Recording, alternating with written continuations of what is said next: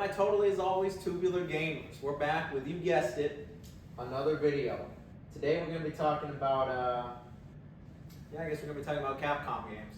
So a couple of days ago, Capcom was nice enough to invite me to their US headquarters in San Francisco, where they let me demo a few upcoming games, and one of these games was the new Onimusha Way of the Sword. And so for the next few minutes, I thought I would share all my feelings, thoughts, and opinions on this demo and how I'm feeling about this next new entry as a whole. Everything that you're seeing here is from the demo I played, but this is not my own footage. Capcom provided me with this B-roll footage to use. I was not permitted to record my own footage, but I assure you this very much was what I played in their HQ. What you see here is pretty close to what I was doing as well, outside of me trying to kill all the innocent villagers, which the game will not let you do. Now before we begin, I do want to preface and say that I am a pretty big fan of Onimusha. I've actually played every single Onimusha except Dawn of Dreams, really. I've only played a little of that one. And I do have an Onimusha ranking video planned for the future. Hopefully before this new game comes out. I promise it's coming at some point. What I'm trying to say is, I have an extensive history with this game. This isn't the first time I've dabbled in the Onimusha franchise. I understand its themes, characters, and general gameplay. And ultimately, I am quite a big fan of this franchise, which is why I was really excited that it was coming back. By the time this game comes out, it will have been almost 20 years since the prior game. So yeah, they really got to reintroduce this franchise to essentially a whole new audience, and that's where the story comes in. Based off of the demo that I played, this game has no connection to any other Onimusha game. I'm certain that in the final game there will be at least some references or callbacks to the other Onimusha games. Maybe Nobunaga's gonna show up, maybe Gagon Dantes comes back, or they just simply reference Samanosuke. I really doubt the final game isn't going to have at least a few references to the older games for longtime fans. But as for this demo, yeah, there was no connection to any prior games. The demo started with giving me some context. It says it takes place in Kyoto and it's about our man Miyamoto Musashi, who has, and I quote, against his will become an Onimusha. And he's been slaying Genma monstrosities left and right after they invade the capital, and he's tasked with, for some reason I genuinely don't know, with purifying this key sanctuary, and so it's up to him to traverse to this sanctuary in order to purify it, and that's where the demo took place. It saw me going through the temple grounds, eventually getting into the village, and finally ending up at the sanctuary. It took me about 20 minutes to finish this demo, but they let me play through it a second time since I did finish it so fast. As for our new protagonist, Musashi, I liked what I saw of him. He was charming, he immediately had a personality, and was actually quite likable. Obviously, this is just a preview, and this is only one area of the game. It could be where he has the most personality in the entire game, but at least based off of what I saw here, I did enjoy his character. He had a few funny lines and remarks that at the very least made me smile, and it didn't seem super cringe or annoying either.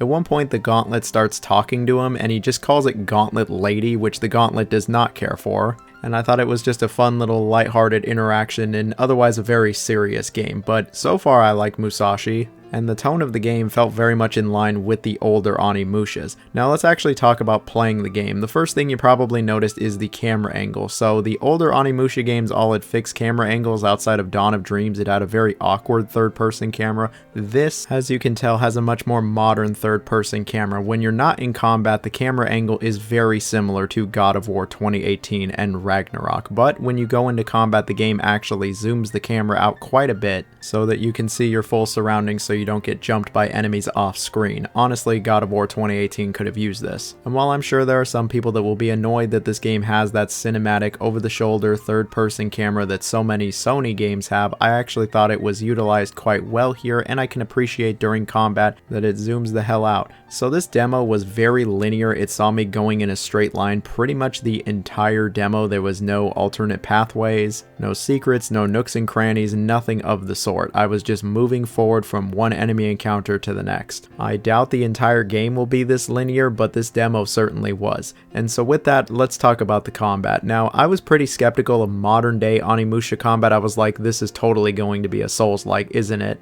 And I've honestly gotten super sick of Souls-likes. That's why I'm so glad to say that this game is not a Souls-like. It is actually a more traditional hack and slash. It is a character action game. that very much is in the style of the older Onimusha games. It's nowhere near as slow as a Souls-like, you don't have an Estus flask, and while you and the enemies have stamina bars, you don't lose stamina for just attacking. You only lose stamina when you block or when you get hit. And naturally, when you run out of stamina, you become vulnerable for an attack. That wasn't in the older Onimusha games, and I am a little suspicious on this, but in the demo, it wasn't something I ever had to worry about at all. If anything, it would just make me wipe the floor with these enemies even easier, as I would go on a coked out rage, constantly attacking them over and over, breaking their guard, making them run out of stamina, and then doing one of the sweet new finishing moves. But yeah, the combat very much felt like a throwback to older character action games from like the Xbox 360 era. I had a quick one-handed sword attack and a slower two-handed sword attack, and both of them actually felt pretty nice, especially the two-handed sword attack. It really felt like I was cutting the shit out of them. The older Onimusha games are still satisfying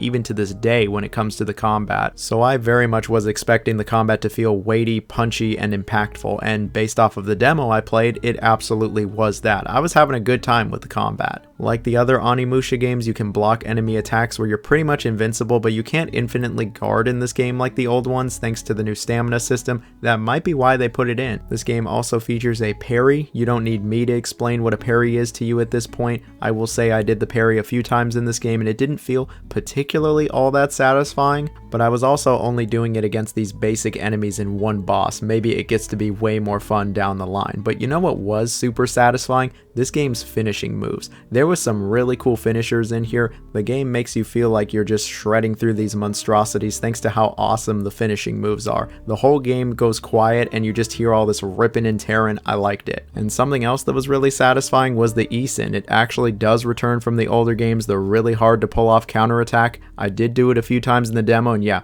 that shit felt real good. There was even a deflect here, but I didn't really use it all that much. The combat based off of what I played is actually quite fun. I was enjoying it, it was satisfying. It had a nice speed to it and it was a good time. It was Onimusha through and through. Something I can give a major shout out to is the gauntlet soul sucking. In the older games you had to stand completely still and wait for the souls to come to the gauntlet. Here it doesn't matter if you're standing still or running around, you just hold down that left trigger and the souls will come to you. You can even do an attack mid-suck, and I got nothing but praise for that. Sometimes it really was a pace breaker to just stand there and wait for the souls to come to you, and I think this will really help the overall flow of the game. The last thing that I want to bring up is the boss that they had me fight. They had me fight this new character known as Ganryu, who very much reminded me of Majima from the Yakuza series. He seems to be our main character's rival. He also seems to be quite unhinged and loves to fight, and so yeah, you got to fight him. Interestingly enough, he also has a gauntlet, which leads me to believe that at some point we're going to get to play as him. I mean, you always get to play as whoever has the gauntlet, and the Onimusha series always had you playing as different characters.